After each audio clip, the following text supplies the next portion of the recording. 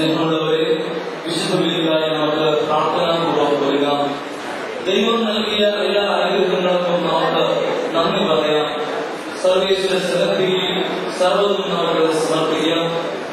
അഭിനന്ദനാഥന്മാർ തിരുവസ്ത്രങ്ങൾ അണിഞ്ഞ് ബലിവേദിയിലേക്ക് പ്രവേശിക്കുകയാണ്.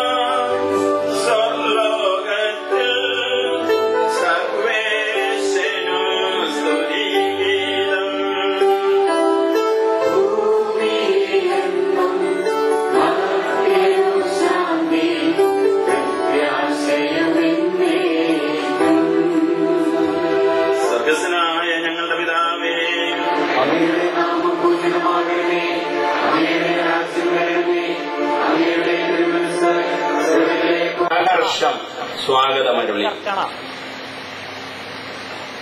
ഈ സ്വാഗതത്തിന്റെ പ്രതിഫലനമാണ് ഇന്നത്തെ സ്വാഗതത്തിലും നമ്മൾ കണ്ടത്.